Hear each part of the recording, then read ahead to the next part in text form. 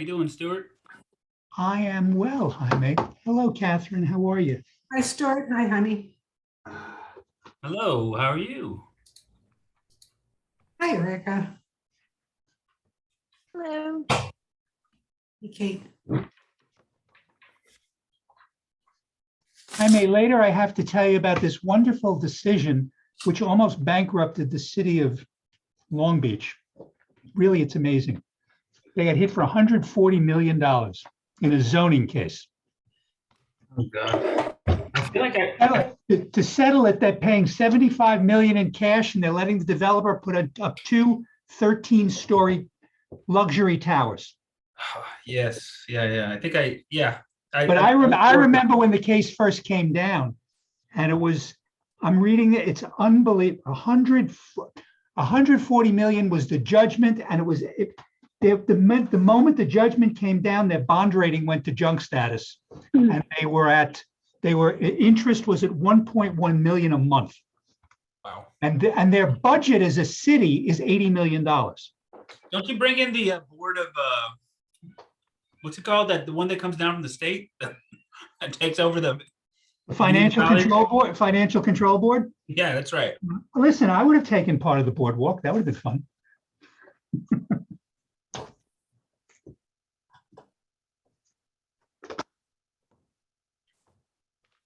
One, two, three. Do we have a quorum? We have quorum. Victor, good evening. How are you? All right. Hi, Erica. Hi, everybody. How you doing, Erica? I'm doing okay. How about you guys? Happy New Year. Happier New Year. Happy we can be New Year.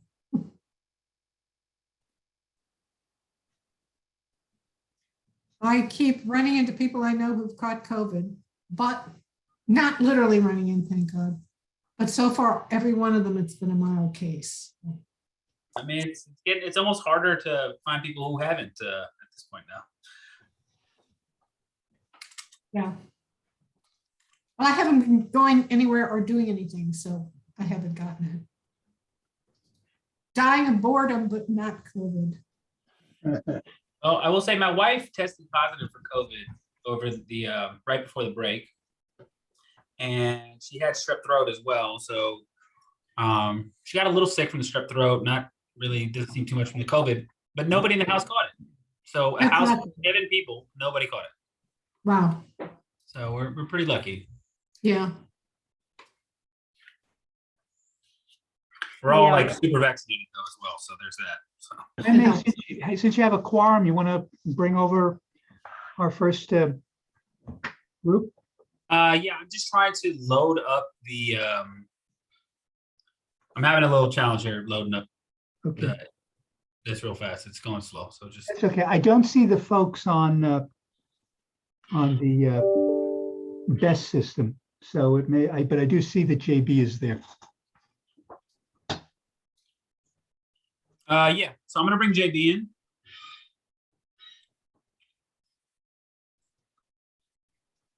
And JB, you're now on as a panelist.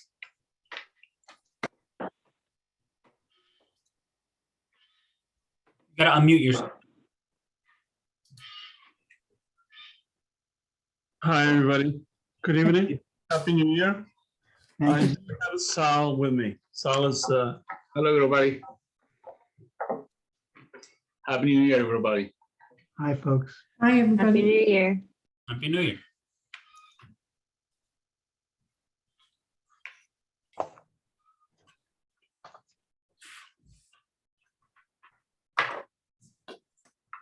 All right. So Erica, are you still in charge? I think you're still in charge, right? So Sure. I can be if you'd like. yeah. It looks like the panelist is going to be presenting to us, correct? We should, obviously, we're gonna move the tree ordinance to later on in the meeting so we can give the panelists, the time they need, correct? Yeah. Yes, please, thank you. So JB, do you want to just kind of go and take over the screen and show your project? I will stop my sharing and allow you to share. Oh, All right, go ahead. Yeah, go ahead. Yeah.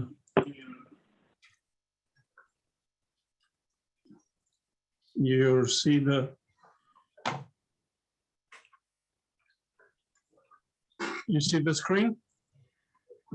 Yep. Yes. You see the drawings? Okay, good. Just to give you a little bit background on this project, I'm not sure how much this board is familiar with it. This is in what used to be the Myers building, then became Brandon Furniture Building. There used to be an old gas station that was demolished a few years back. And there used to be two houses on the front property around this area.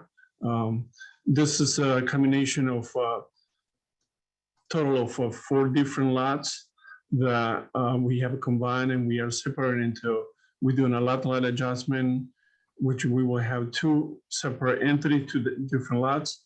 That is the existing furniture building that we keep in as it is. And there is a proposed gas station and a snack shop in the front lot. In the past, will be like the 3rd or 4th time that we have come with this project. The gas station, the snack shop has never changed. It's always been the same. Is how we utilize the back building, the back area has changed over the past. And of course, because of the economy and feasibility that used to be at the beginning, we had retail stores, then we had a gym, then we have self-storage. And now South has opted to keep that as a furniture store. We have a furniture store with a showroom with a warehouse. So this is the red line shows the different lots that we are combining, and this line shows the proposed new lot line. So it'd be lot 1 and lot 2. What we have is we have 16 parking spaces up in the, let's see if I can zoom in. We have 16 parking spaces and 6 pump stations at the front lot with a 4,000 square feet snack shop and a drive-through that goes around the building. One thing that has changed from the past is that in prior approvals of this project, the drive-through was used in the main entrance as well. We had an easement that was going to, the traffic was going to the light. Since then we have changed that, and you see the blue line, which is some retaining walls we're creating. We have changed that to be in and out where the old gas station and the 2 houses were before. Let's see. Oops.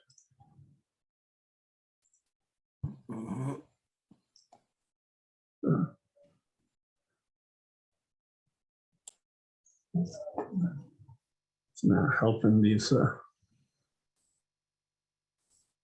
Trying to zoom in so I can give you. Again, this shows, and I think that the board has drawings. This shows some landscaping in a retaining wall that we're proposing along the edge of the property.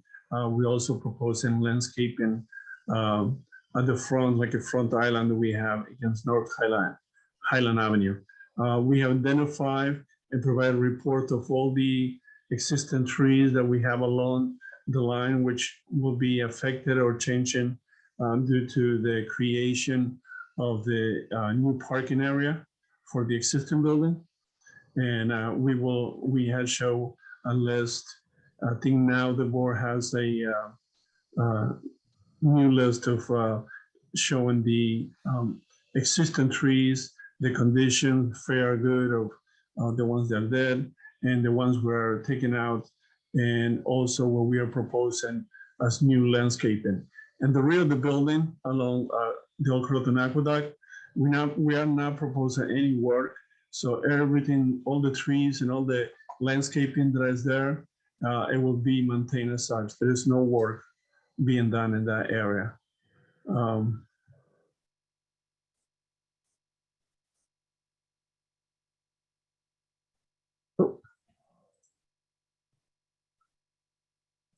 This is, again, this is more for planning, but we have shown different maneuverability for 18-wheeler trucks, trash removal, how can all work with the curb cuts, existing curb cuts, and the proposed driveways that we have. This is some erosion control. This is a detail of the wall that will be between the two properties.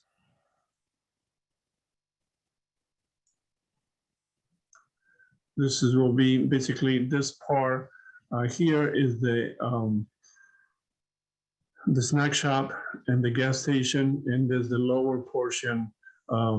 It is the existing parking lot, and 8 feet is at its maximum, but most of the wall is, but goes between 2 and 4 feet, and then there's one area that goes back and a little bit higher, and maximum again is 8 feet, and we have those details.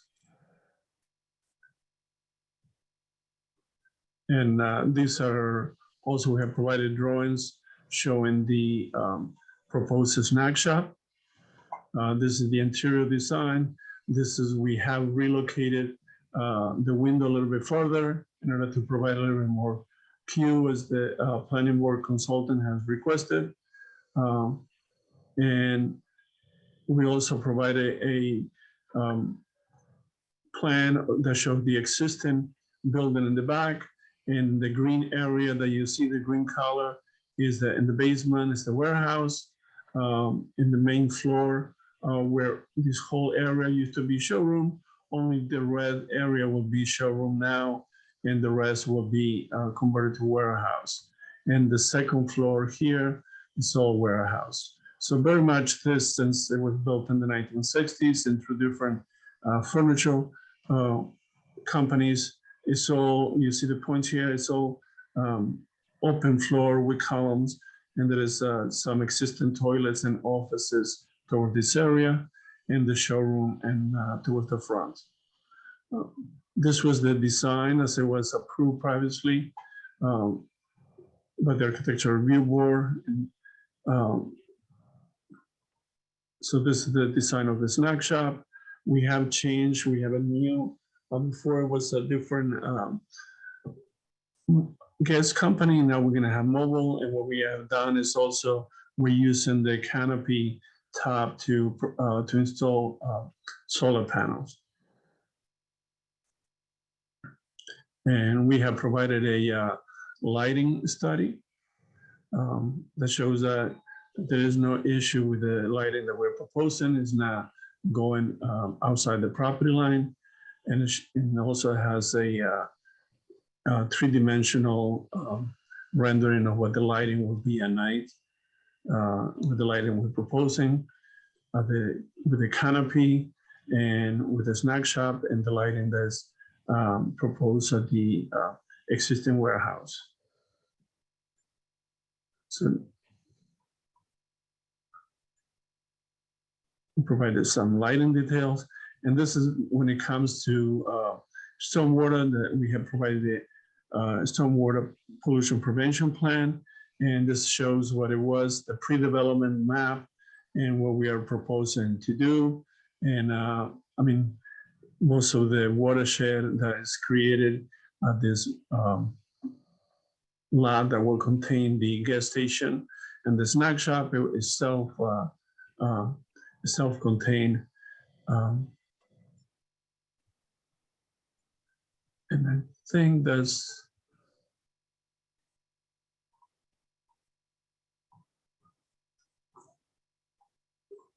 I think I can have gone through, thinking in a second. No, I don't. Continue to. Yeah, I think so. Today, they're in front of you because this is a project that's west of Route 9. And so what we, would be helpful is if you could pull out the coastal assessment form. For some reason, it's not uploaded here, but I know that you did do it some months ago and submitted it. I think it just didn't get carried over on one of the agendas. So if you could show the coastal assessment form as well. It's So it's on the village website or no? I thought it was, but I can't seem to find it. So Okay, you call me now because I don't have, I'm doing this from my laptop, so I'm trying to, okay. we have the SWIFT. Let's see.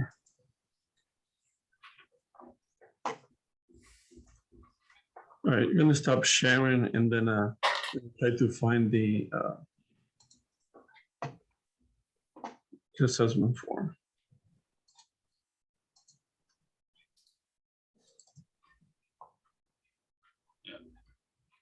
See if I can look on our side as well.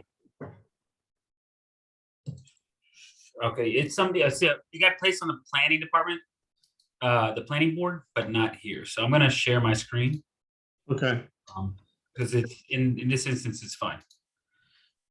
So here's a copy of the coastal assessment form. So do you want to go through this or? yeah, I mean, I think there's, I don't know if the board has any question. It doesn't seem to, maybe the next page. Again, environmentally, we are just,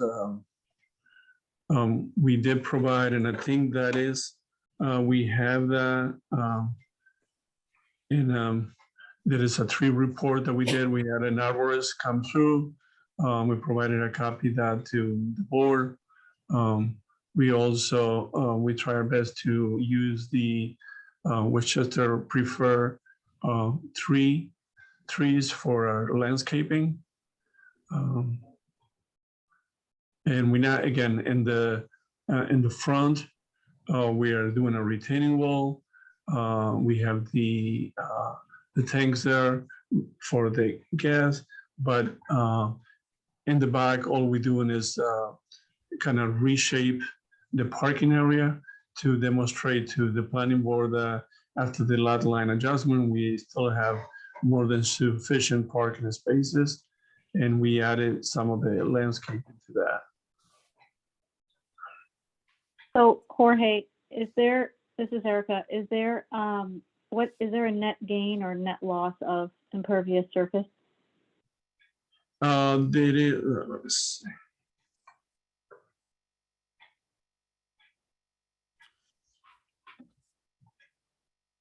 You don't have to answer that now if you have to move away from this document. I just thought maybe in the downtime.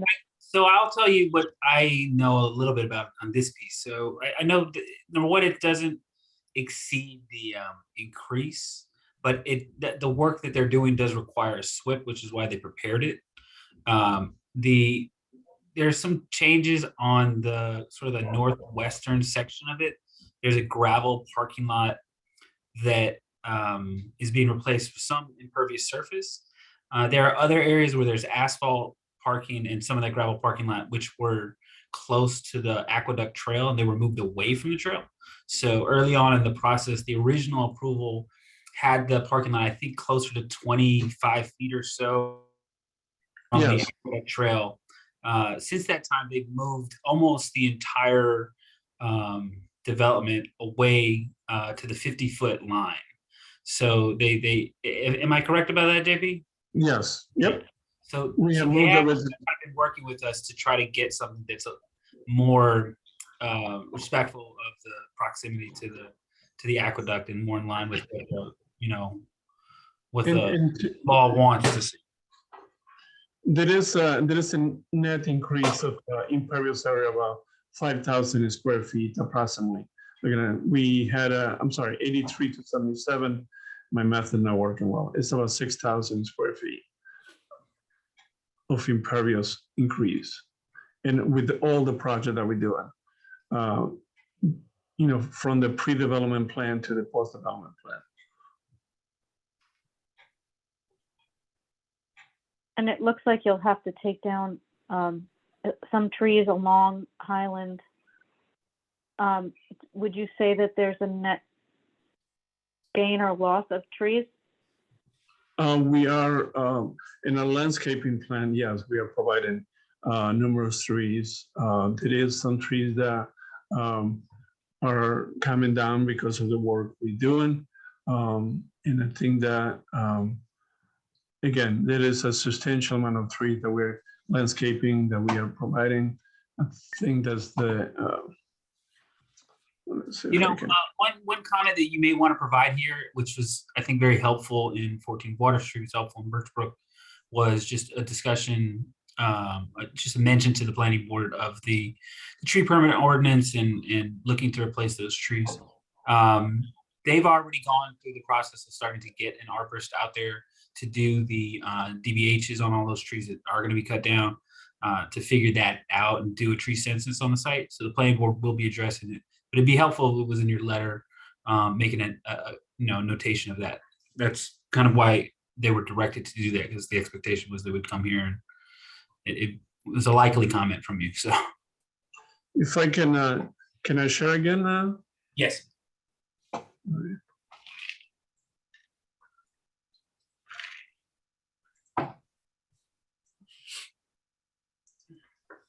Yeah, so this is the landscaping.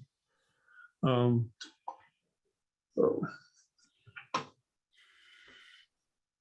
it's not working. All right, now it's working.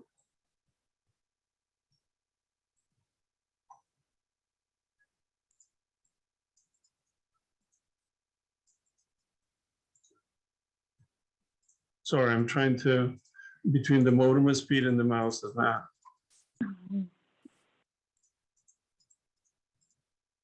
Okay, this is, I mean, we are doing a lot of landscaping along the front of the property, and wanted to show you. We are providing like, it's total like 50 trees. With it. To give you, Okay. Yeah, I can't see the quantities. Oh, there we go. no, I'm trying to. To zoom in. Got it.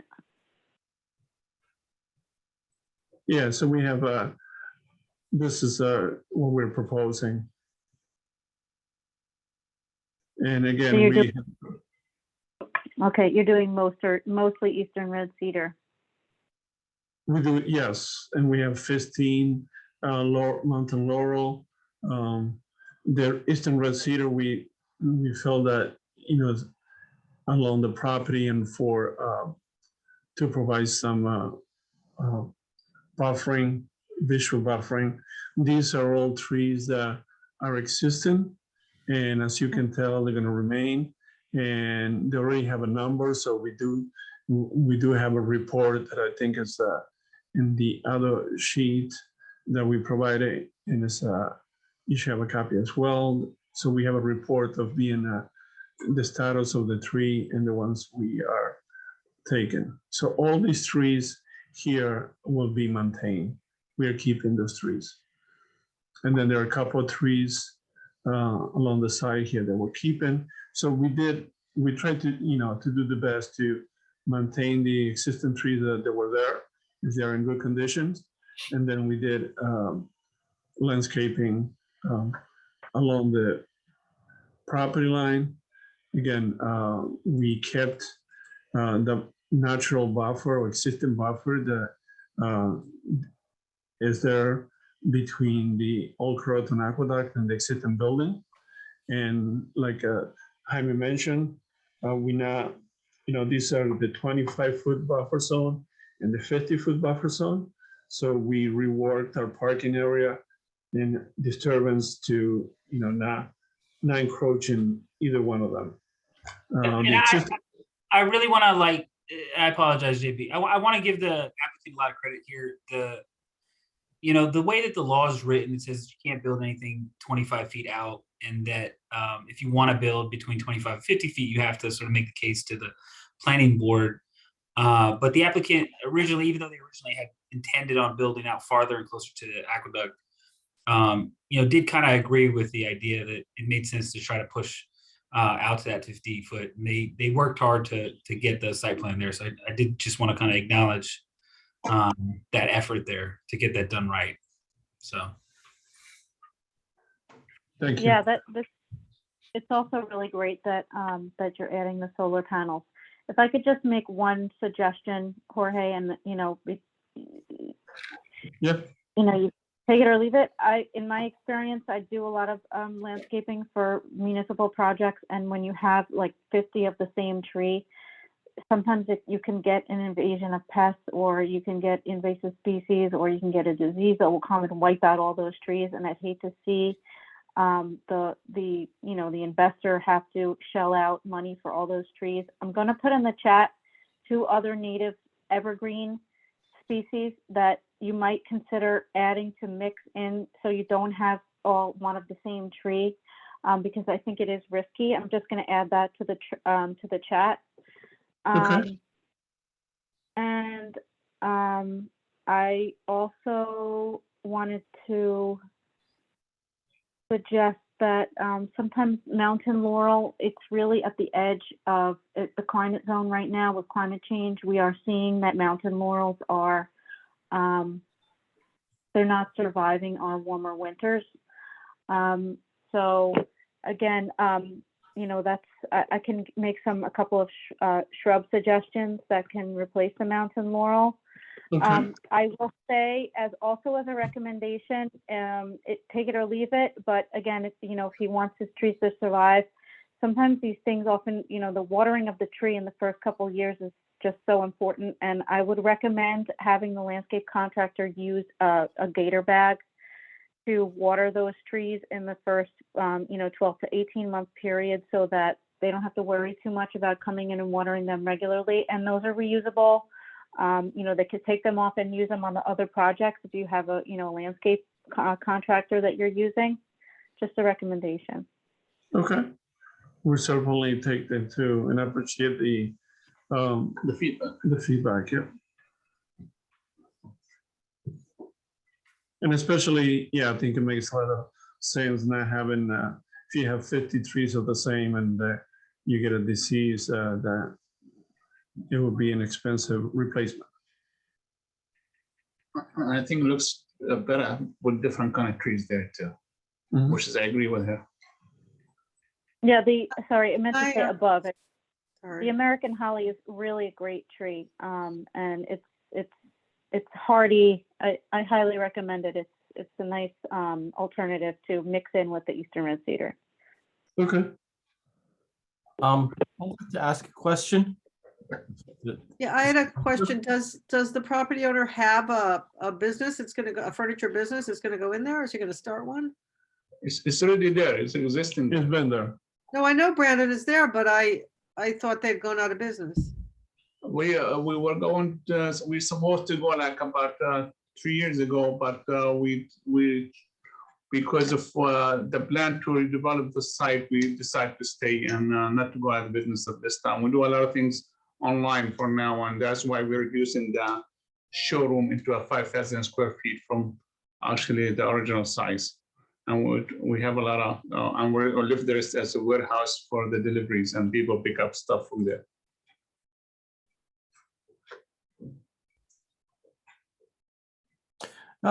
I have a question about the roof of the existing warehouse. Are you going to make any consider any solar or any blue roof options?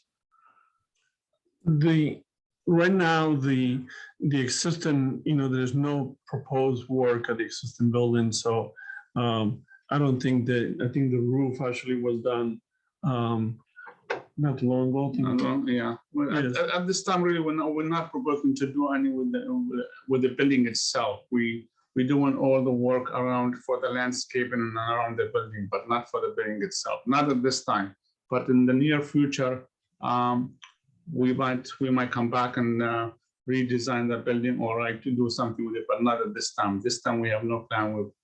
Our plan is to keep it as is and just to improve the building, the one in the front, because what the houses used to be there, the one was we knocked down in the old gas station, trying to improve that, especially coming from the north of us and down to the south. We're trying to improve the look over there and the landscape in there. And as you see in the blueprint here, the island JB created there with a nice landscape in there that's really enhanced the whole. But I think there's about 300-400 feet front on North Highland.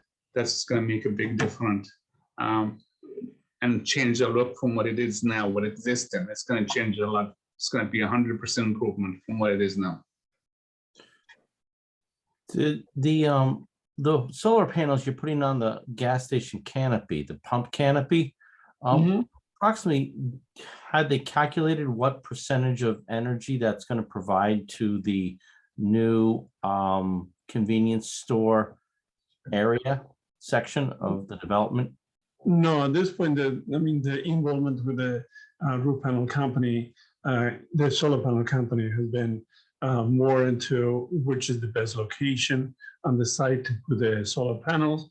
Originally, we did have them on the snack shop, and then we learned that it was not a good orientation. So the canopy of the gas pump has the best orientation for the solar panels to be most productive. But they haven't given us a amount of how much energy is going to be produced. No, we haven't. We didn't get that far with them, but we are going to utilize all the roof of the canopy with solar. Whatever the limit we could put there, we are going to put there. The maximum. Okay.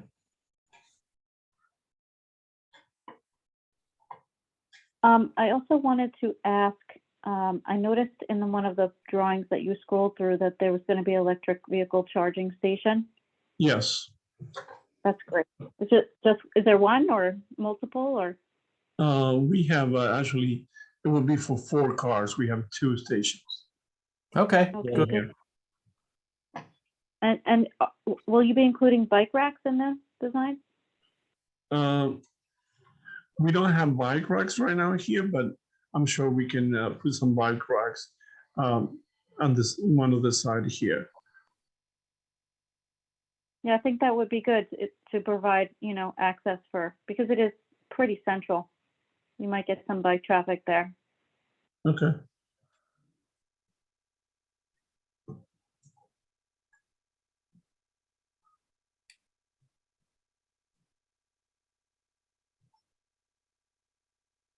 Does anyone else have any additional questions?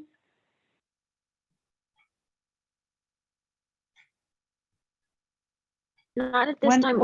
When do you need feedback by?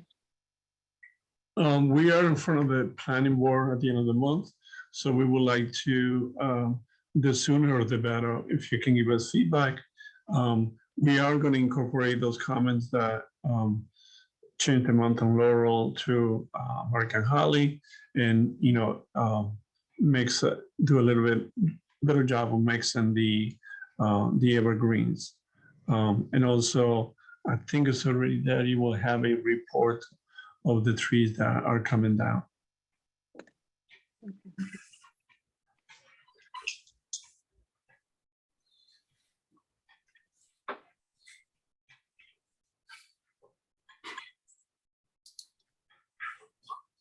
And actually, we would like to get the feedback before the meeting, so we could move ahead with this project.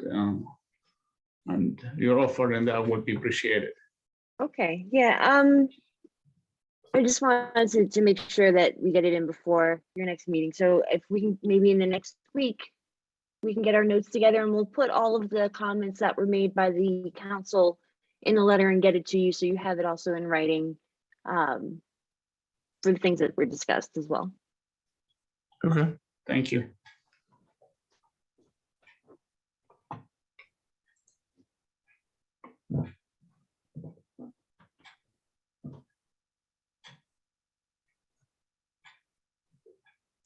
I don't have any questions right now. Just one last question, and what is your plan? When do you plan on breaking ground for this project? Do you have a estimated?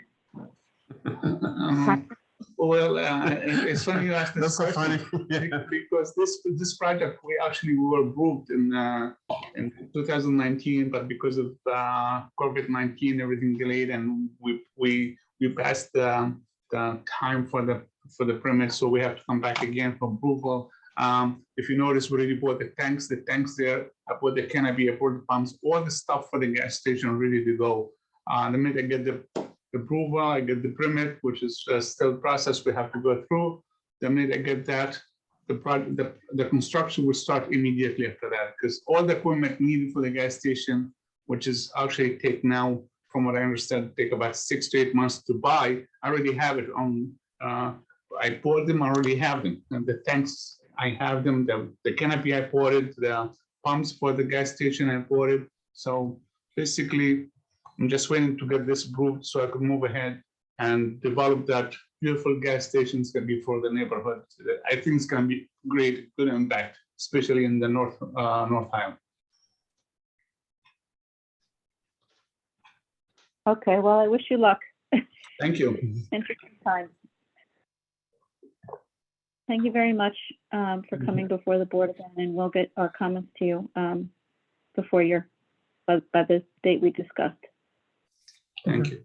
Thank you very much. Good night. Oh, excuse me. It looks like there's a comment. All right, so It looks like, Erica, there's somebody here, Mark Fry. right. He wants to comment, but saying to the EAC agenda is obviously, something I think at your discretion. But it should be, it's important for folks to understand that this is not a public hearing where people give comments. This is a hearing, not even a hearing. It's an opportunity for the EAC to provide comments to the planning board. But Understood. If I'm willing to admit the the commenter in, if they could keep their comments to a minute or less, please. all right, we have Mark Fry and James Bennett. I'm going to bring Mark Fry in first.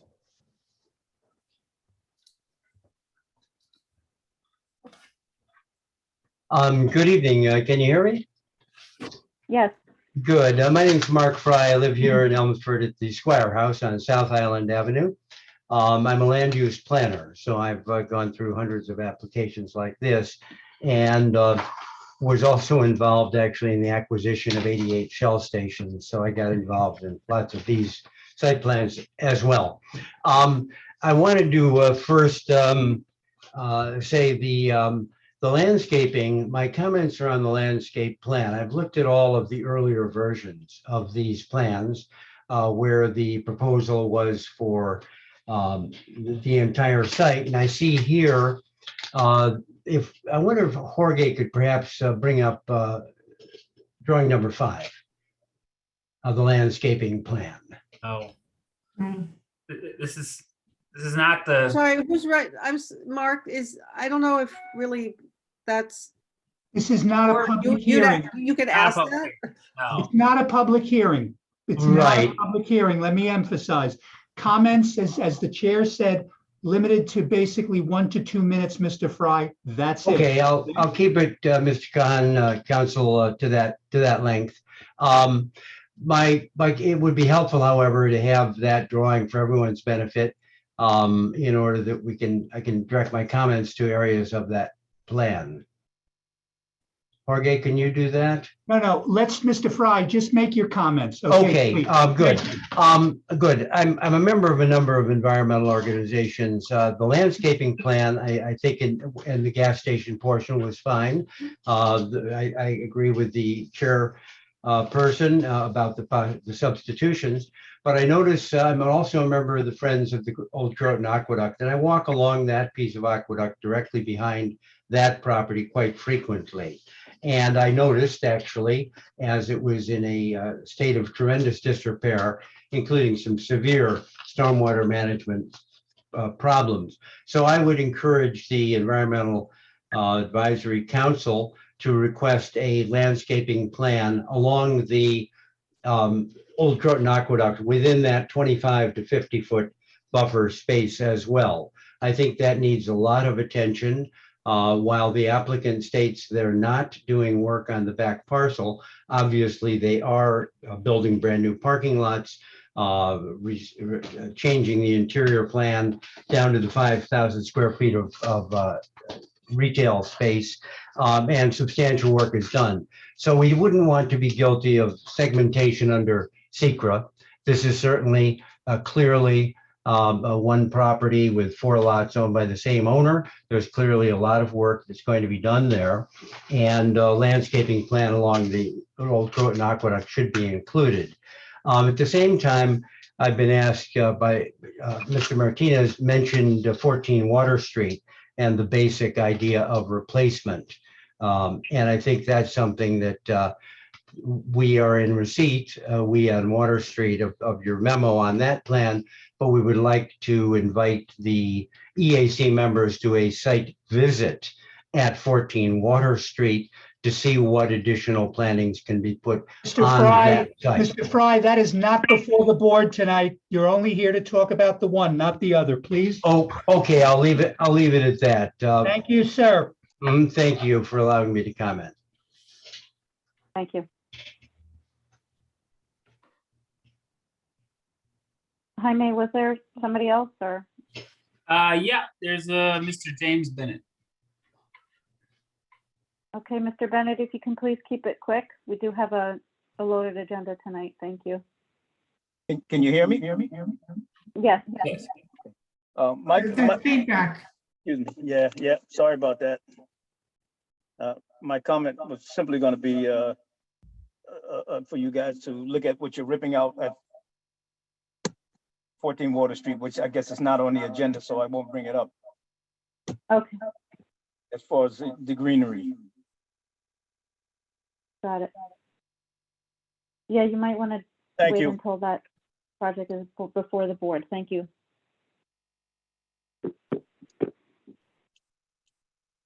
Okay. To address the Mr. Fry's comment, I mean, it looks like the applicant is not doing any work behind the buildings on the site. Certainly the Old Croton Aqueduct does have a lot of invasive species problems. I'm not sure how much we can ask of this applicant to rectify that. If they're not disturbing the area behind the building. I mean, I think you can definitely put it into the to the comment memo. Land Use Council will look at how much discretion the planning board has in order to do that, but I don't think it's a bad comment.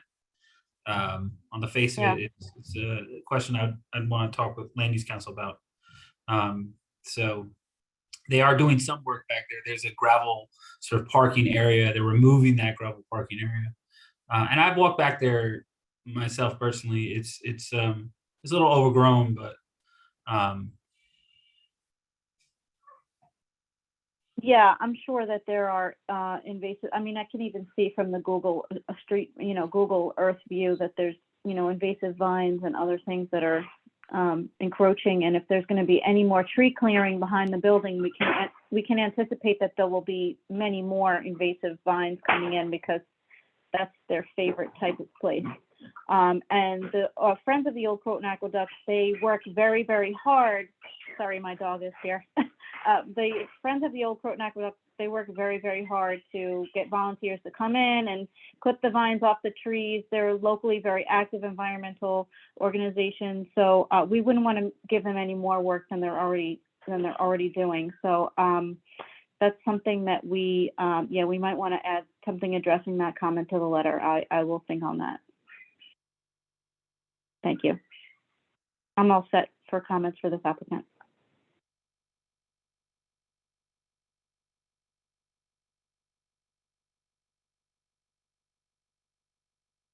well, you do have another application in front of you. So if that's it, then I guess JB and Sal, we'll see you later.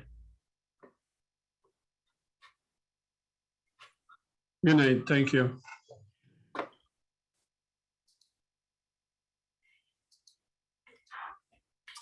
So the other item on the agenda tonight for, in regards to reviews, is for the Arcadian Battery Energy Storage System. And the applicant is not here. However, I think it would be really helpful if you were able to take a look at this application. It's not a particularly big application. It's kind of an interesting application. So what they are proposing to do is to put in a giga pack, I think is what it's called, from Tesla, which if you give me a second here, I'm going to pull it up. Tesla Mega Pack, Jaime. Is it a mega pack? It's not a giga. It's a Mega Pack. Sorry, got my my mathematical quantities wrong. So will there be a solar array associated with that mega No, pack, or? So the company that put it up is the same company who put the solar panels on top of Stop and Shop, but this is unrelated. So the way that this is working is that they're proposing to put a battery pack here or here. What it would do is it would essentially buy electricity in the evening when it's cheap, and then sell it back to the grid during the day when it's expensive during peak hours. So that's essentially the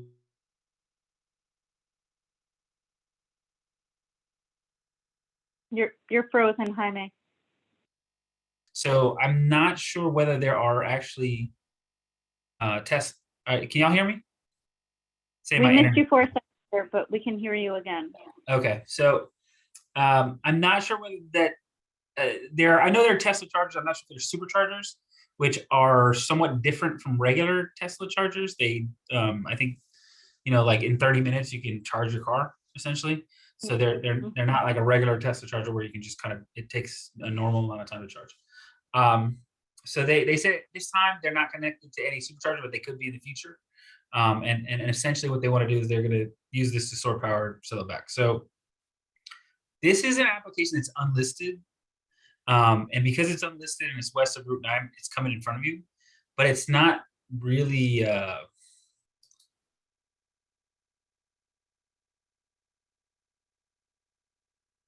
Oh, we lost you. let me see if I can find the layouts to show you how big they are. I may just repeat what you said, the last few things. You got frozen for a couple of seconds. Yeah, what- it's like, Jaime, when you're moving the image, your computer can't handle two things at once. Okay, all right. I'll stop doing that. I will. So basically, it's like a 5 feet by 20 foot long battery pack. It's going to be sited somewhere, wherever it makes most sense on the site. From a safety standpoint, the planning board, they'll work with them, I think, to figure out where the final location is going to be. They propose 2 different sites. They're not going to put it at both sites. They're going to choose one or the other based off of the feedback that they get. But essentially, it's not a big sort of in-depth application. They're going to put down a concrete pad. They're going to put a battery pack there, and then they're going to connect it to the. We lost you again. I will fill in. They're going to connect to Con Ed. They've already gotten the approval from Con Ed. It'll cost them about $146,000 to connect to the grid. But they've already gotten the okay for this. The reason we're also getting this to you now and trying to help these folks along in that regard, is that their ability to do this is in large part dependent upon funding available through NYSERDA. And the NYSERDA funding, they're not sure when it's going to run out. Let me put it to you that way. It could be this month, it could be next month, it could be March or April. So they would like to try to get this done. Today, they're all right. No, you're back. Go right ahead. Okay, I'm sorry. I got to figure out what's going on with my internet. I'm not sure what the problem is today. This is a little disconcerting though. So this is the proposed size. You can see. So it'd be helpful if you have any comments. Quite honestly, if you don't have really any particularly large comments, you could sort of just provide whatever small amount of comments you would want. But some of the normal comments, like have a bike rack, or are you gonna have trees, stuff like that, don't necessarily apply. You can't put a tree next to this you can't put shrubs next to this. It needs to have like a gap for screening for fire safety purposes. So that it's kind of limiting what you can actually do here. I have a question. If there was a problem and the fire department came to address it, is there a spill containment for this, for the chemicals that are inside this box? Victor, just so you know, one of the things that will be done here will be training for OFD with regard to handling what I believe are the lithium batteries that are part of this. Yeah. So that will all be done. I can't answer your specific question, and I apologize because the applicant's not here tonight. But it is something we can certainly, ask of them. But one of the things that they emphasize is, in fact, training for first responders with regard to anything that happens at site. Yes. And, So when you're suppressing the fire, you're using chemicals. You can't use water. You use chemicals for a lithium fire. Those chemicals have to go somewhere. Yeah, so this is the kind of thing that's a little bit different about these battery packs. They have specific ways you have to handle them. I think that the only thing that you can do is put water on it, right. Because otherwise it'll react. And the expectation is that you just let it burn out. So it can take 24 hours to burn out, and you just have to leave it burning. It won't. It's almost infinitesimally small. They say that it'll explode. It's not gonna, lead to other places. There's containments built into it. I'm not worried about but what you're talking about is stuff that the planning board is really kind of looking into this specific. Okay, stuff. all right. That's definitely getting reviewed by the planning board. Yeah. We just don't have the answers to it yet. Yeah, and the site location, is there going to be trees and foliage nearby which could be impacted by a fire? So there are some regulations around how close trees can be. From what I saw today when I was looking on I-30, you can't have any trees within 10 feet, anything combustible within 10 feet of the battery pack. But to be honest, we need help with the outside consultants to help make sure that we're doing this the right way.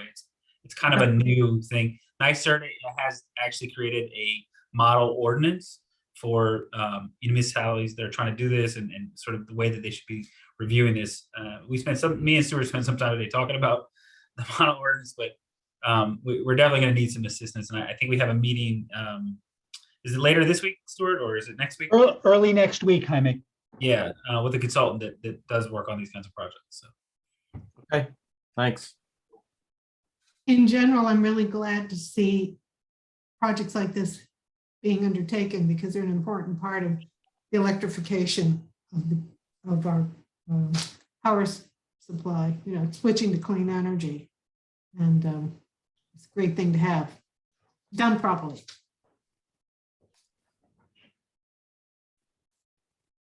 All right. So with that in mind, if you, this is another one of those projects that if we could get comments, whatever comments you plan on providing, we get those comments prior to the planning board meeting. The hope is that the Board of Trustees will take a look at this, refer it back to the planning board. It'll come back to the planning board at the end of this month. And then I think the applicant is looking to get it back, get the planning board review done this month and get it back to the Board of Trustees so they can move forward with their public hearing process. So it's going to take a few months because of the nature of this application being a special permit through the Board of Trustees. So if anything you can do to sort of get that memo out to the planning board prior to the upcoming planning board meeting would be super helpful.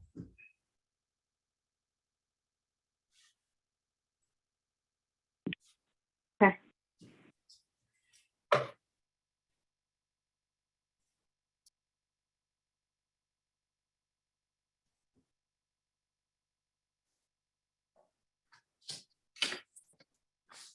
I think we're all set with this item on the agenda.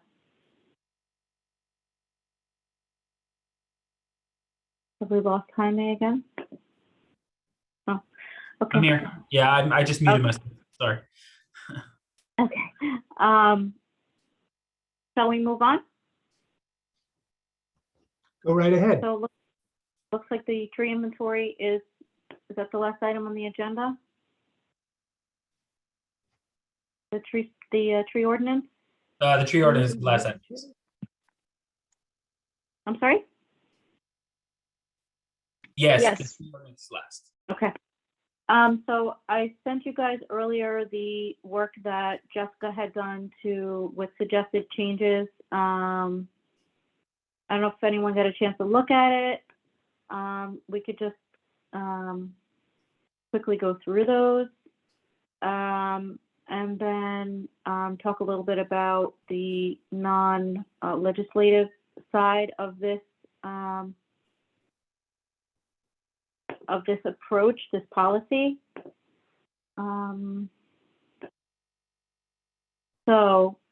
Has anyone, did everyone get the email I sent earlier with Jessica's markup? Yes, Google Doc?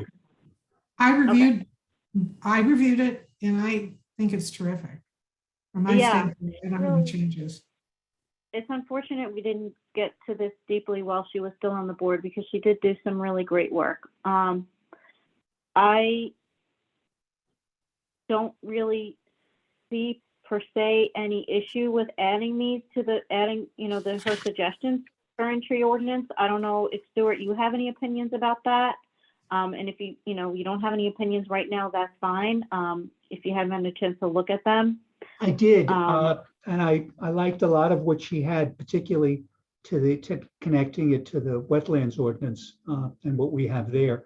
I think it's very important that we have that we codify something in terms of basically how do you mitigate what happens if trees come down.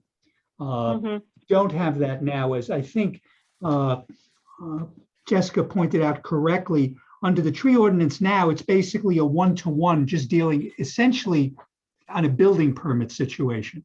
As some of you may know, we have a circumstance now with 14 Water Street where there will be discussions of conditions in that site plan resolution, which will deal with basically replacing certain trees that are going to be taken down as a result of that particular project. And it's going to be basically based upon, diameter at breast height and everything like that to see where those trees can go. The village's tree ordinance certainly needs to be, strengthened in that regard. I noticed that today there was a case on in court where someone was unwilling to, this is sort of the reverse, they were unwilling to cut down part of their trees because the trees, when you're that close, these trees are very close to the sidewalk. When you're that close and they're overhanging the street, you got to cut them to about 30 inches. These people are unwilling to do that. So the judge is trying to see maybe what they'll do instead is they could move the trees so that they don't have to basically get the trees out of there. But I think it's important to, let me say it this way. When I was on the town EAC, we redid the town's tree ordinance to make it a much stronger ordinance than it was, and much stronger ordinance than the villages is. The villages is if you want to call it a soft tree ordinance, doesn't, it really just deals with essentially, building permits and having the arborist come in. It's much more important, I think, to deal with what happens, in site plans and, where trees come down and, what should be replaced, where should they be replaced? Should it be a 1-for-1, a 1-for-2, 1-for-3, whatever. I'm not getting into the list of, special trees or things like that. I do think the idea of having people nominate trees and things like that is a nice one. We've certainly never done that before, not certainly during my tenure, but I think it would be a nice thing to do. But I think with Jessica has in there, there's enough that, I can work on putting a draft together so that you folks can look at it, which would essentially be a revision of what is now on the books. And then I think once we all talk about it, we can get ourselves on a work session agenda with the Board of Trustees to discuss it with them. And then it can be considered, as a, proposed local law for 2022.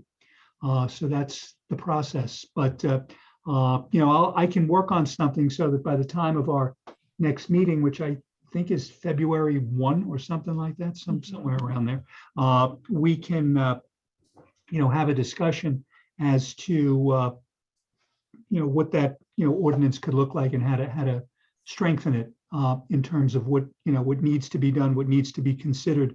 As I said, on the 14 Water Street, we're sort of developing it as it goes because we have never put a condition like that in there, specifically dealing with, taking a tree out, replace, because these trees that are going to be replaced are not going to be replaced on site.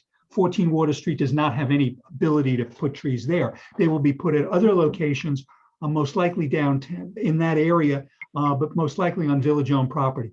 So that's, we're working with that. The applicant, there's sort of an issue as to how many inches of is he willing to replace versus how many inches do we want him to replace.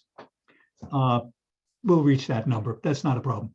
But it's just a matter of getting to that point. But it will be much better, and Jaime, correct me if you disagree, it'd be much better to have this in a statute than essentially require the planning board to just create it, because it's easier if they have something to look at and say, we got to do this, rather than do it on our own. 100% right there. I think that, one of the things that we've seen over the past couple of years is that it does matter who kind of heads up these boards and who sits on these boards. And so, if you don't have anything codified where sort of the general public has come together and looked at this and agrees that this is the policy you want to stand for, the next group can come in and say, well, we don't really care about it. And so setting policies, I think, is the best approach to this. It doesn't make it discretional. It doesn't say, well, he's a good guy, we don't want to, we're going to go easy on him, right? Or we're going to go hard on them. And it also presents a lot of clarity to developers, or maybe he wants to come in, they know what they're going to expect to deal with when they come to the door. So it's not going to get, presented to them at the 11th hour. So policies are better. And I think that, you've done a lot to really, I think, move the needle as a board to get the planning board thinking about these issues and really taking it seriously. I think you would probably agree that the last year the EAC's kind of played a big role in a lot of the projects that are coming in front of the planning board, but codifying it makes it a lot easier. It's, I think, the right logical next step. So. Yeah, so in Jessica's document, I'm just sort of, spitballing the comments that we're coming to right now that Stuart mentioned. And one of the things that I'm still having trouble wrapping my brain around is compliance. So if somebody has a permit to cut a tree, we know that it's the, the building department that inspects for that, correct? Yes. But if for example, we integrate which I love this one, that's from Scarsdale, that if their trees die within 2 years, they have to replace them, because all the time we see this happening, that they come in, they plant trees, they don't take care of them, they die, and then they look horrible, right? So we had talked about the village having an arborist, and I would assume that's a paid position. Would it be possible for us to add this type of thing to their workload? To do inspections after, a 1 year and then a 2 year period after construction is complete. They go in, they inspect the site, they check the health of the trees, and then they make recommendations. The arborist, Erica, is a consultant to the village. So I would, without saying for certain, I would assume that if we're able to make arrangements, he would get paid what his daily rate is to do whatever inspections need to be done. But the idea of basically imposing a, be it 1 or 2 year requirement that if anything happens within that period, you, Mr. Developer, you, Mr. Builder, have to replace, that makes complete sense. And I certainly don't have a problem, with having the arborist is the person to essentially look at those trees and say, this is what should or should not be done, or how things are. So I think that's fine. We do have an arborist who, as I said, is an outside consultant, but he's available to us. So I don't see a reason that that could not be made part of the responsibilities for that individual. Yeah, that would be great.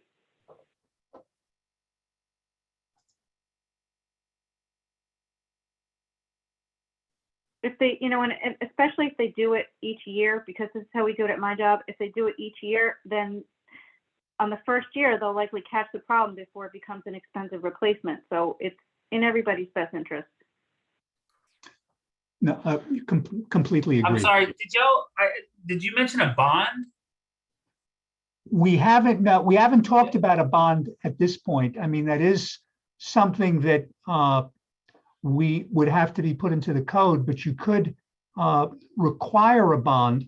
The advantage to the bond, folks, is that if our developer or our builder goes belly up or just fails to respond, we're holding the money essentially in escrow to draw down to pay for the trees. And you hold it sort of like you hold it for 2 years. We do that now with contracts. We have 5% I would retainage. say that, like, if you do put anything in there, rather than sort of putting the onus on like the building department to remember and go back out there, I'd say I'd rather have a bond, because that developer can't pull that bond back until we give them permission. And it's easier for us to say, if the developer comes back and says, hey, I'd like to zero out my bond. And then we say, okay, well, we'll go inspect them and make sure everything is the way it's supposed to be. Yeah, I think both are important.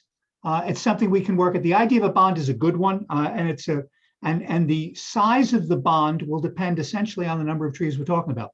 I mean, you just work it out that way. As I said, we do it with contracts. We basically do a 5% retainage, and the last 5% does not get turned back until 1 year after the contract is completed and all maintenance is done. So it could be a similar situation here, where essentially we hold it for a year, 2 years, and at that point, if everything is fine, you get your bond back.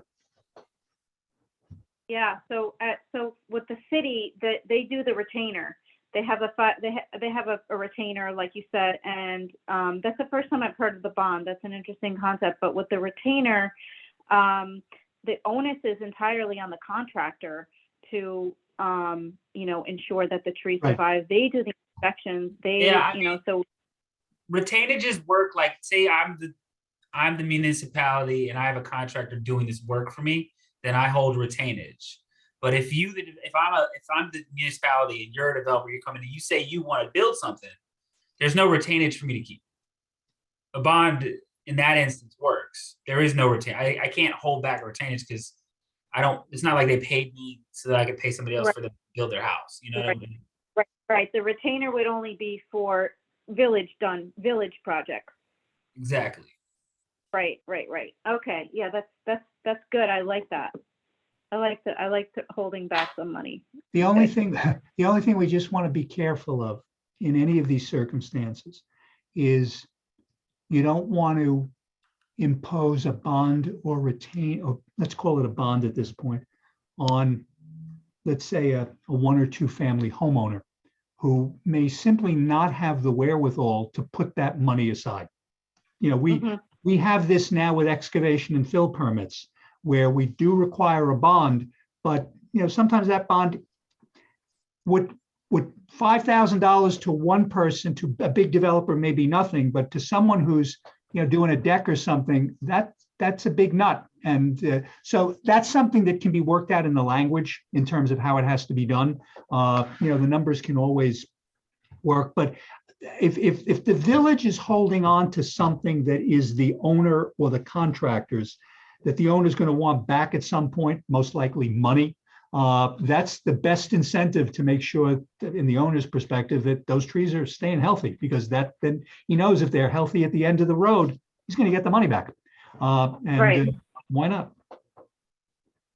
Yeah. So would you suggest then that we have this law only apply to developments of a certain size, like 3 or more units? It might be something to think about. On the excavation and fill, you need a permit for, what is it, more than I forget how many, whatever it is, there's a, So, yeah, I mean, the excavation and fill does require a bond also. it does, And right, it's not, so the excavation and fill is not limited to, you Correct. know, so it includes 1 and 2 family homeowners. I 100% agree with Stuart. I think that most of the way our legislation is written is to sort of take the burden off the 1 and 2 family homeowners. And then once it becomes like a 3 family home, it's essentially a commercial property because it's Right.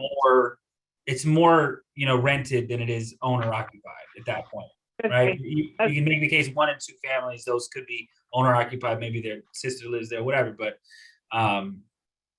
so I think it makes sense to exclude 1 and 2 family owners. Other than that, yeah. say 3 commercial properties, they should have that apply to them. Agree.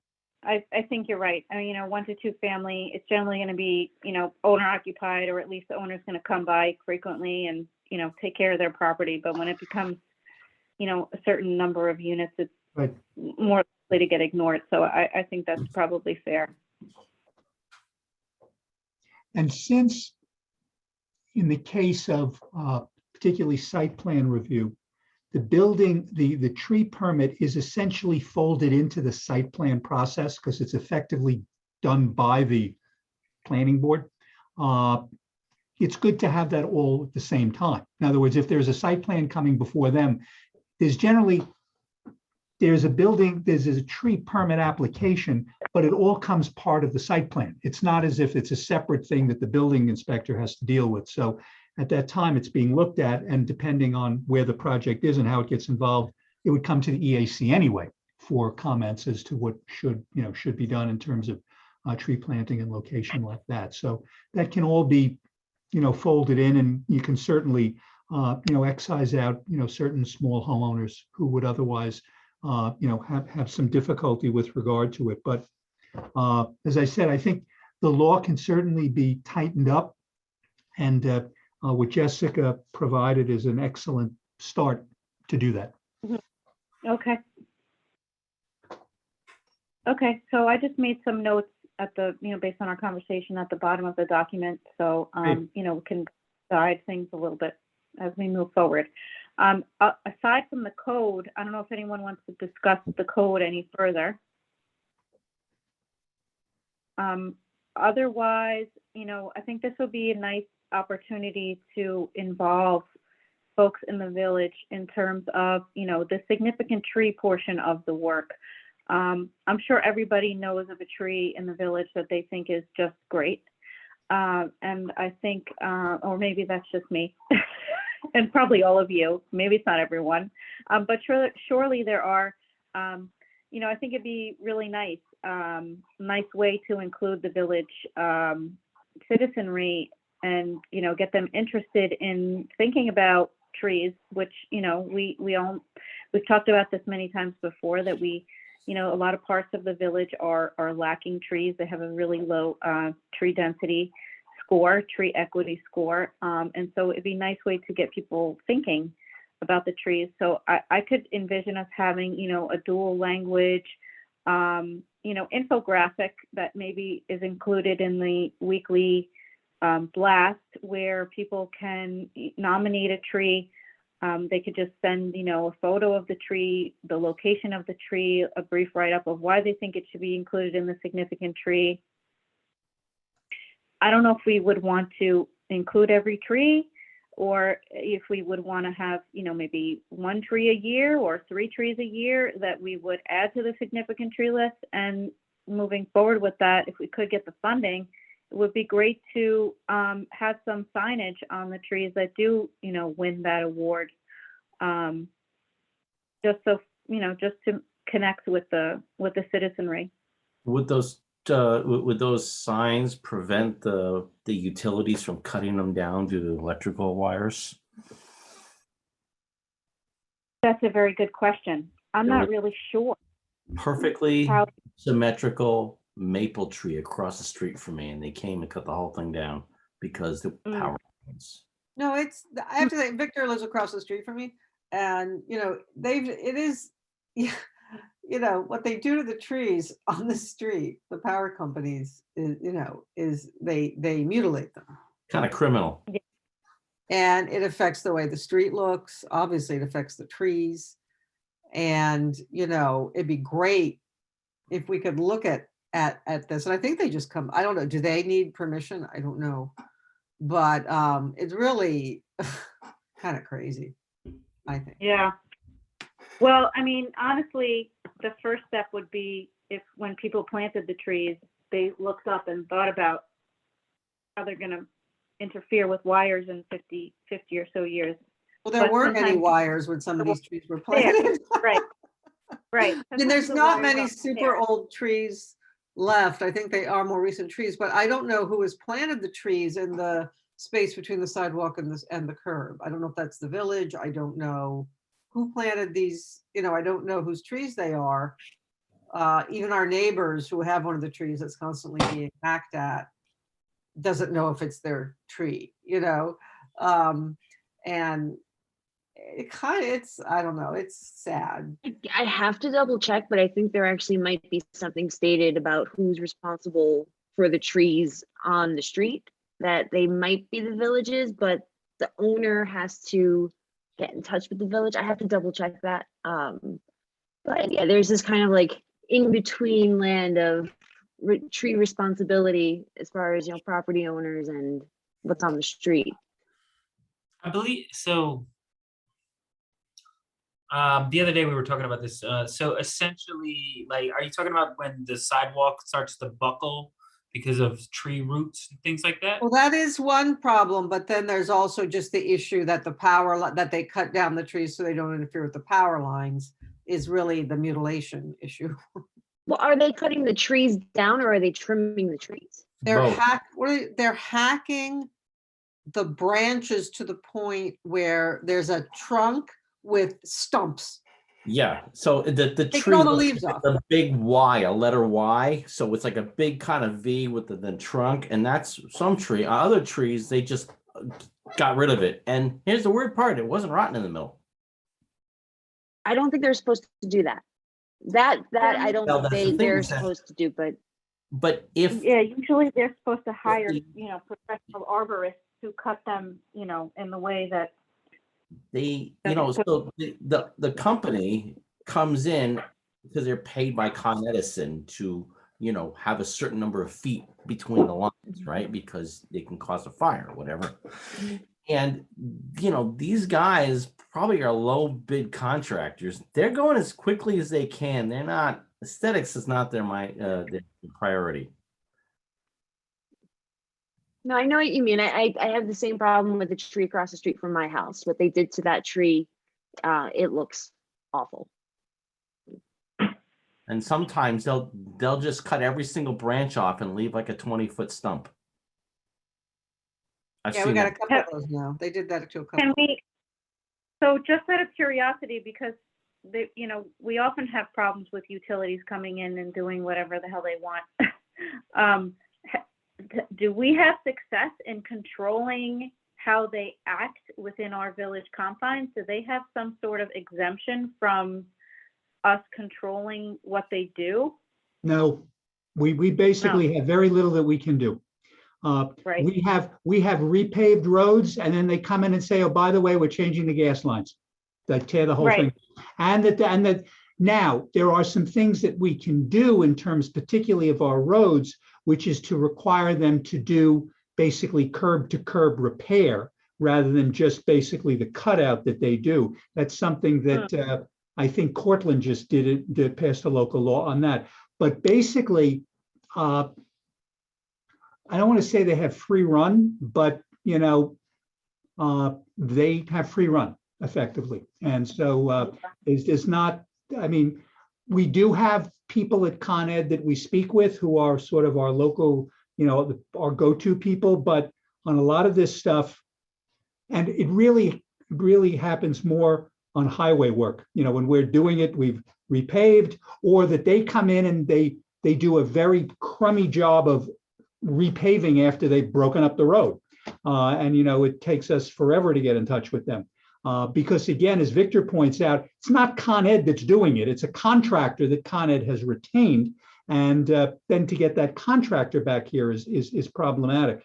But it's it's very difficult to get, be it Con Ed, be it Verizon, whoever's poles those are, and whoever wires those are, to basically say, well, don't do it here, do there. They put a hang tag on your door and they say, we're going to be by tomorrow, and your tree is like this, we're cutting it down. That's what they do. And there's very, very little that we can do, really to sort of stop it. I think the best thing to do is that if a homeowner is aware that there's something like that, if they could get themselves their own person to do it, who might do it more professionally, but that's an expense. It's not inexpensive to get somebody to do that. No, it's like $5,000. That's right. I know. We did it for our tree where we had them just come and trim it down, it back from the wiring so that it wouldn't, because it was so overgrown, but it was still pretty healthy after they were done, and it was, but yeah, we had to spend the expense ourselves and go at it because we just didn't want to take a chance. Right. Yeah, that's just kind of a universal difficulty that a lot of people have is with the utility companies. Yes. It's also something that I will just, keep in mind. It's something that I was trained by, the person who trained me for the work that I do, that I had never really thought about before, that really stuck with me, is that when I look at construction plans, you always should look at and see where the overhead wires are going, and look and see what tree species they're suggesting to put below those wires, because 8 times out of 10 they're choosing entirely the wrong tree. By Chilmark, where they did the parking lot along Pleasantville Road, they put some trees that I can see in 20 years they're going to be interfering with the wires, and Con Ed's going to come in and mutilate them. So it's always good to look at those things, and make sure that they're planting small 25-foot or less trees. But it's not something that people regularly notice. It's something that the person who trained me really drilled in me because she had seen it over the course of her career become nightmares for people. But because we all learn to love trees too, right? So like you said, you see the tree on your street get mutilated and it hurts your heart. And so, yeah. So in terms of having, an outreach element of this, I like the, if anybody has any other ideas, I'm happy to entertain that. I also think it'd be nice to possibly add to the website, a list of suggested street trees that if people want to landscape their nature strips, that always makes the street look so much nicer to have trees on the nature strip. But oftentimes people don't always know which tree is the right tree for that site, because it can be kind of a stressful environment for a tree to grow in. So I could pull together a list of recommended nature strip trees for roads that have wire, if they have wires on that side, wires, don't use, here's some trees to recommend if you have wires and overhead utilities, and if you don't, here's another set of another 10 or so trees that we can recommend. That could be kind of a nice thing to do. I wonder if it would be possible to use social media for some of the publicity and dissemination. Not to belabor the point, but I could see asking people to post pictures of their favorite tree on, an appropriate Facebook page or in a group, Austin Right. Garden, for instance. Which is, I run that page. Yeah. It was given to me by a friend of mine who moved to Peekskill. But yeah, I was definitely thinking that that's the right crowd to ask to nominate for significant trees for sure. And also, there'd be a great crowd to market the street tree idea too as well. They're a captive audience. Unfortunately, I do think we're missing a lot of the community by not having dual language. So I would like to, create infographics that are easy and accessible that we could, include in either on the village website or, also on the Ossining Gardens page for the Spanish speaking people. I don't know how many, unfortunately, I'm not great at Spanish, so I don't really, dualize my posts.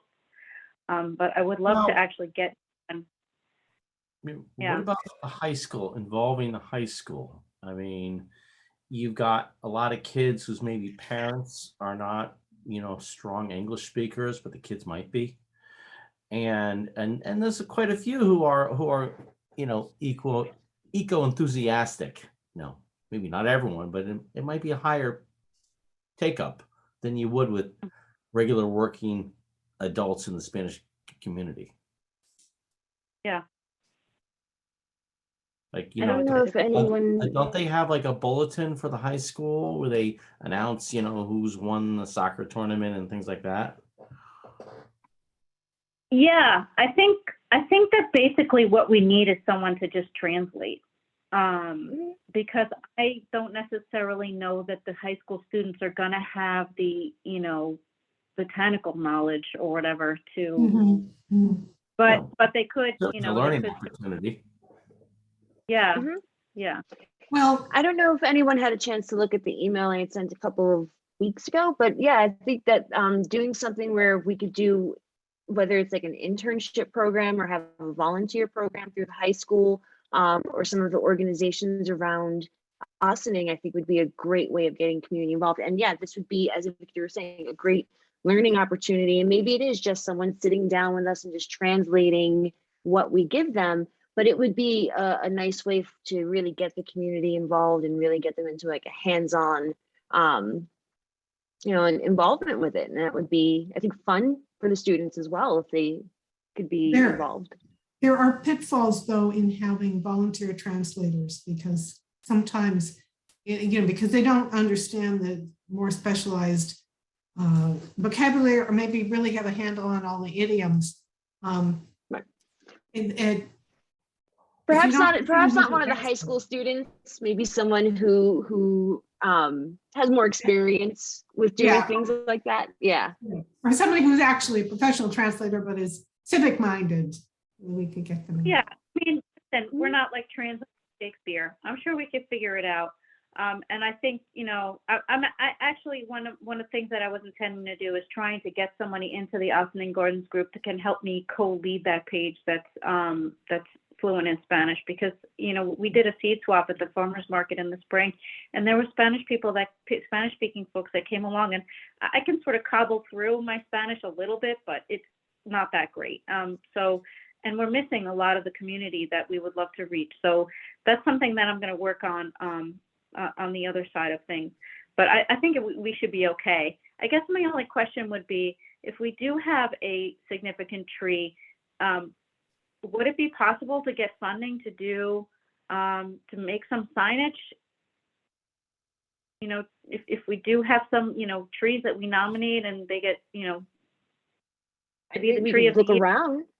I don't see why it wouldn't hurt to look to see if there's something out there. I think something that was tossed around recently also was the idea about doing like a tree inventory. So perhaps maybe linking a tree inventory with some sort of a signage, and getting funding for doing something like that, I think could be a possibility.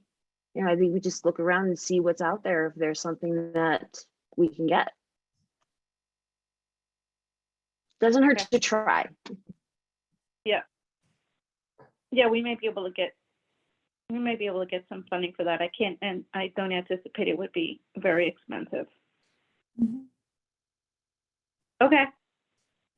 All right, so sounds like, Stuart, you said you were gonna make a cut of the policy, and then we need to think a little bit about mitigation. I'm gonna look into that a little bit more and see what neighboring towns are doing for that. And then do we need to follow up with somebody at the village level to see how we can loop the arborist into this conversation? Maybe we should, have the arborist come and talk with us when we finally get, a workable document. And then it sounds like we also, I made the list of the things we need to follow up on. We need to figure out how we're going to keep hold some money back to make sure that the work is done for the 3+ unit developments. Yeah, I mean, I'm not- I would say that it might, it'd be helpful to have the arborist take a look at the ordinance, but I'll be honest with you. Just in my experience, arborists are sort of like technicians that kind of go out and inspect trees. They're not necessarily people who are adept at writing code. So Yes, I have a friend who's an arborist for the City of New York Parks Department, and he used to work for the EPA. He's a tree cutter downer, and he is Yeah. a pruner, a trimmer. He probably knows the different species, but that's really not their job. So, I mean, I guess I'm sort of curious how the village interacts with the arborist. Like, do they come in and we say, okay, this is what we want you to do, and is it a specific list? Like, you need to look at this tree on this street, yeah, or so do we just? what the arborist did, so I'll just give you for instance. So what the arborist did in 14 Water Street was they had to take measurements of the trees, check the DBH. They did an evaluation of those trees to figure out whether they were healthy trees or they were dying trees. He knows like the list of invasive species. He provided some guidance on, recommendations for trees to put up. And of course, there are always arborists, as Victor was mentioning, that work with tree pruning companies to cut down trees. So they're a wealth of knowledge, but they're not the kind of people who write ordinances, generally speaking. Or unless it's like something they did in the past. Yeah. I mean, I don't necessarily envision them, contributing to the tree ordinance. I'm just wondering how we organize their workflow so that they're capturing the maintenance of all the trees that we want them to capture. Like, so when the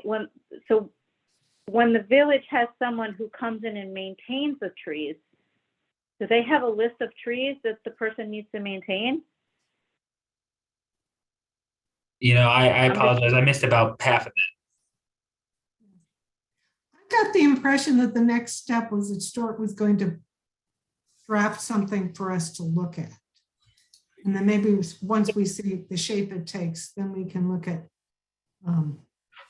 modifying and tweaking it if we feel it's necessary. Okay.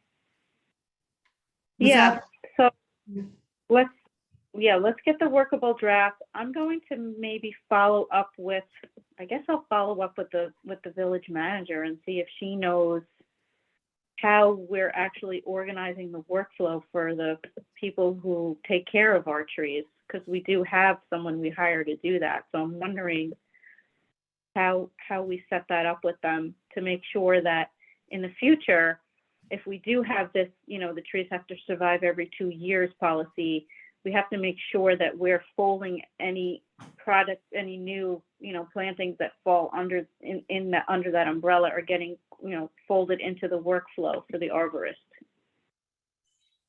But yeah, I'm going to add that to my notes. Okay. Well, this sounds good. I won't hold you guys up any longer. But maybe for the next meeting in February, we can work on this a little more.